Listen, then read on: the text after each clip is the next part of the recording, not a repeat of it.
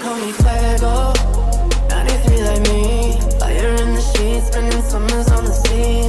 Quedo, no way home. Bev Hill life on Rodeo. Yeah, and they're not out just yet. We can see the similar teams that jumped last game into that area, and FaZe is not one of them this time around. So going to expect them to go back to their roots, so to say. Are committing down to the south side, so no Pachinki contest coming out this time around again. Northern Lights will get Sosnovka for free as well. We do have Phantom dropping up towards El Gigantin, but I think El Gigantin are going to stretch a little further north, and there we go, phased out the plane now. We do have Entropic coming towards Milta. Them and well, I say Entropic, but double going up towards Shelter, so... Look at how many teams are trying to wrap north around. Nobody wants to go through Pachinki. No one wants to go south of Pachinki because you'd be effectively driving into that open field. So everyone is opting to go north around. And the team that was held before might be the team to hold off people. Now let's see Scoopy. People whiffed on him. Unfortunately, he can't get the kill either, but that vehicle is not looking good. Oh no. Zorf is set up though. Zorf is set up and they hit the tree. Zorf's going to get Jeemzz down here. Page already down to about 30 HP. And now the other two members of Omen are going to come back, trade that back over. Zorf will fall, stopping in the open to try and get that damage onto Jeemzz here. Scooby coming up now. He's going to pull up. Now, if the information has been relayed effectively, Scooby should be able to get a nade onto that UAZ because it's almost blown up. But here, the nade comes out from T-Bone onto Scooby's tree. He's going to fall back a little bit. Not going to get any damage off that one, but Hellscream is where you can see up on the top right of the screen. Just throw a nade down. Not going to get any damage off that, though. T-Bone does get the reload off. Plenty more bullets to fight with. Let's see, one of few who is playing that M249. Don't think that's something I see him do too often either. Page does fall. Jeemzz gets one in return. They're trading back and forth all the time, but they do have the numbers advantage. Burkett falls as well. Vasco doing a good job. It's just Scooper left alive, then you'd have to think that he has to make a run for it here. Yeah, at this point, just pull out. It's already now in the situation where people are on the first, like they're second down, sorry, and now it's actually got M-Force from way out, stealing some of the damage away there. Hellscream will bleed out at kill point gun over. Uber now actually driving all the way around the cliff here. Gonna pass Quizzy, very close by. Uber's gonna There's no way he's allowed to steal. There we go. Was about time. Kind of ironic how the rotation campers get rotation camped. I guess that's the silver lining. Let's see. DA making a pass on El Gigantin. El Gigantin will lose Ghost Star, but I wish we could. DA. This is so stupid. FaZe. Everyone is just sending it. I wish we could get a statistic after this game of how many people are killed in vehicles. 80 jumps out. I was going to say he nearly got the angle on the door, but Buster going to get delivered a kill on the doorstep. FaZe will go out in 16th. I mean, and that's what's going to happen here. As I said, you have nothing to play. If you're trying to push in from the north side, the fortification is simply too big for you to be able to do anything. You can't get down to the forest because your vehicle will most likely be blown up by the time you get there. And also, you got to keep in mind, the teams that are on the edge now, they weren't before. The teams that are on the edge now are, for the most part, teams that tried to rotate. Military had to go back and stuff like that. And their vehicles are already, to some extent, tacked up. So you're driving around the half HP car, having to push past 3 teams to get into a good spot. It's just not going to happen. Yeah. And ultimately, you know, FaZe probably perfectly aware that compound's going to be occupied, and then they were trying to line up for a crash there. Unfortunately, taking a bit too much damage on the way in meant that they didn't crash together. And like you said, there's a lot of open line of sight there. And I mean, you can see now with Omega making this rotation, just literally sponging damage. There's such a wide open space. There you go. Omega now. That's a triple. 3 kills delivered to Zixmo, and I guarantee he wasn't the one that did the majority of the damage there. It was every other team shooting at that vehicle. Literally, everyone is shooting at these cars coming in, and they're all going to go down, or at least the vast majority of them. We're down to 45 players already. When we were in the first Miramar game, we hadn't lost a single player at 12 minutes. We've lost so many now, just 15 minutes in. Let's see Tornado Energy. They will get out. Will they survive too? At least for now. Oh my lord, that is good parking. Nice runoff. And fortunately, not only do they stay alive, but they keep 4 up. Let's see if they stay alive into the next circle too.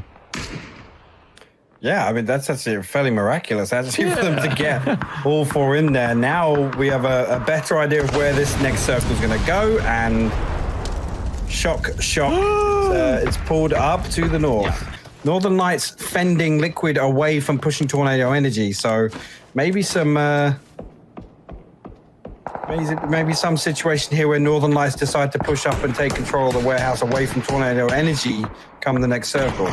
See, Entropic, they've been hit or miss. Either they've gone out guns blazing and swiped everyone, or they've had a really hard time getting anything going. And unfortunately now, this seems to be one of the latter. They won't have a whole lot going their way at all. Just one player left alive as they try to push their way forward. There's just no room for them to take. Yeah, and seeing this one pull up this way even more is now, again, just solidifies that fact. The compound being on the north side, and this ridge that Liquid and M-Force hold now. Now Liquid have got the information. Look, these guys are going to have to move. Quizzy actually going to get knocked off the Kaymind. That's big. Spyro getting knocked out of the vehicle by Jeemzz. But Liquid need to prioritize Tornado Energy. Look at what's happening towards the west as well. YMCA, not only did they stay on the ridge, but they're allowing for Razor Edge to push towards them. It will be fun to see how that one comes to an end. mxey down low. Jeemzz is as well. mxey does get the flush on Melman, so it's working in their favor. But that's a nice place to sit right there. Quizzy utilizing Volting to its perfection. Yeah, I think it was actually Quizzy that got the knock onto Kaymind with that same angle, so they have lost two, but right now they should be able to reset. That nade coming down is going to block Quizzy off from the door, but the res hasn't come out on Kaymind just yet. Just see his name still red health bar there. Now it looks like they're trying to get him back up, but mxey stuck out here. They need to recover from the res and then help mxey to get back onto the hill and then hold Tornado Energy in the hangar. How are YMCA losing this? Look at how Razor Edge is pushing in. This is so far from optimal. You can see everyone knows that Tornado Energy is exactly where they are. They're like, yeah, you guys ain't getting nowhere. But looking down towards YMCA, not staying alive in this situation, I'm just so confused. It goes right back to what we talked about in the break. Yeah, it was. And Miraku trying to make a push up the hill here. Going to land a nade damage initially, but Rafa will come out on top in that 1v1.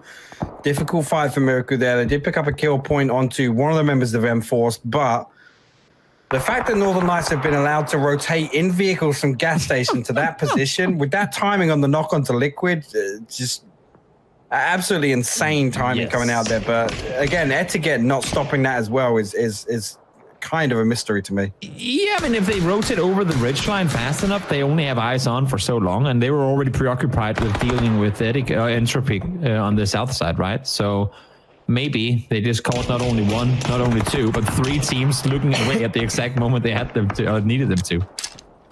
Yeah. You see now, Imca have lost two people, only 2 kills on the board for them. Rafa will fall. You can see trying to push up here. Sinister going to peek over, going to get that knock for free on Tavo. Going to like to finish that one back out. Swedish elsewhere getting a kill onto Razor Edge. Now just one member left for Imca. Did he just spot him there? I don't think he did. That was the body rolling out of the smoke. Exactly. But, we obviously know where he is with the X-ray. That first spray will look good if he'd have held that, but he's obviously not to know. Now he's going to call some backup from his team. We'll get another few tags through the smoke now, but again, this is just a matter of when, not if, for the last member of Imca. I'm so baffled. We saw them sit on the edge. They had the the chance to push in. They had the chance to hold him off. They did neither.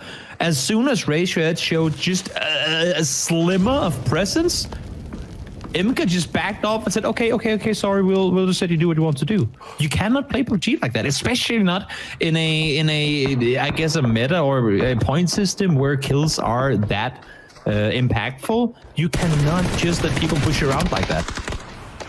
Oh no, Kepper should have had that. Swedish absolutely spins on him, and now Owner in a position where he's got to wait for this res to come out. The molly comes over.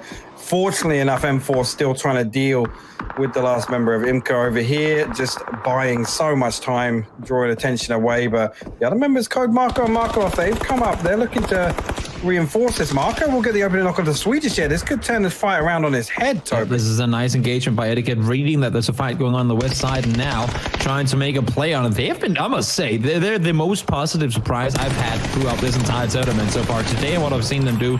I mean, it's been impressive. It's been very impressive how they played yesterday. Rafa, though, nice little off angle there over the top coming in. Stay M-Force. We're looking good on the leaderboard as well, but they haven't been able to do a whole lot. As I say that, Rafa finds the second, needs the third, though, in order to at least have some chance to maybe get Sinister back on his feet. Knows exactly where he is. It's just about lining up the shot. Oh, you're running back into the nade. Oh, did it just explode? I just saw it was I was like, wait, what? I think it was a flash actually that came over and just colors. hit the It's the colors. I got debated. That's all orange colors. God damn it. It's always the same for me. As I always think he's just run on top of where an ace has landed, but I got debated. The trail stays there for a bit longer. Actually, Rafa resetting, and they're going to get 2 back on their feet. Let's go for the spray. He's going to get that flush onto Markelov. Another nade coming over, not going to do any damage to the M-Force guys, so they're going to stay 2 up right now. Up to 7 kills already, so you can see just north of him, you've got Shiv and then 2 members of DA who I'm assuming are prone somewhere. Yeah, there we go. Just on the backside of this hill. Look how many crates they have to loot too. Yeah. Do you know what I think that is? I think that was there. That was the vehicle from Omicron. Exactly. That's where they all died. Rage Heads does fall, so while it wasn't Imka to take them out earlier, they do go down nonetheless. 7 teams left alive, with an average of just over 2 per team on, and now falls as well. Miles out in the blue. Not sure exactly how that came to be. Might have DC'd, I'm not quite sure. Would have expected him to push further forward towards the circle, but it does go down. Ketpa is alive, and here comes the Team Liquid sweep. Yeah, they are hugging the edge right now. It does actually spot out Batulin's mxey catching sight of 1 member in the shack up here. They're going to try and team shoot this, I think, but they need to be careful because there's another snake on the edge just to the left of where mxey is positioned. He's going to come up and prioritize the shack, and it's actually Batulin's going to get a knock onto Jeemzz with the nade. mxey will finish him off with the molly, but Kahootie now in a position where he's got to be very, very careful not to make any noise whatsoever. Now we've got DMASH pulling in between Smash and the other last member of DA, which is Mert. Buster and Wanderer coming out here to try and get some support. They don't get a trade in, so I like the timing. DA's still going to hold. Yeah, DA's still going to hold in their weird little spot on the side of the hill. But now Liquid, they need to deal with this. They had the right idea sweeping the edge now. I guess they've heard the fighting. They want to come back over here. They're going to see this knock with Wanderer onto Mert. And now we get the push from Phantom coming out. Smash the last one up. He's just hiding on the back of this BRDM. Now it's just a matter of time before Buster gets up and gets an angle. He's going to get right up on top of him. There you go. Going to come around, close that one out. mxey will then get the kill. So the knock onto Diaz now. So Liquid reading this right. Kaymind will flush that one out with the nade. And now Liquid are hunting for the rest of these Phantom players. We said coming into this game that Phantom needed to turn things around in order to have a chance to qualify. And finally now they find themselves in a late game situation, but 2v4 potentially, depending on how impactful Coyote ends up becoming. Let's see how that one comes to be. I think Jeemzz heard them wrap around on the side, and also, I mean, there's only so many places they can go with the circle closing in. Let's see, one's been seen. Jeemz's eyes on. Yeah, he spotted him. Start shooting though. Now he does. Can't find the knock. Wanderer and Buster both alive.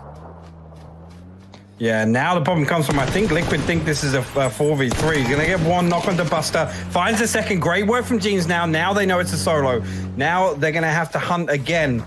They should come back and prioritize the south side, knowing that they didn't wrap all the way. You can see Jeemzz going to try and check behind these sandbags here. Underarm in the nade. And again, this just comes down to spotting out where Kahootie is. Yeah, exactly. It's just the I'm not expecting a miracle. Yeah, no. It's there you go. Falls, nothing more he could do in that one whatsoever. And Liquid get themselves their second win of the day in a little more demanding fashion than what the first game came to be. And you said it, I mean, they rotated out early, they got themselves into good position, and they stayed there for a long time fighting off multiple teams. Yeah, first 16th, the feast or famine Liquid. That's what we love to see, but good performance from them, good macro game. Again, making the decision to obviously bank on the North Island, not going down to Sosnovka, and having, you know, a really dominant position to capitalize on the mid game of other teams, you know, struggling coming in late from that.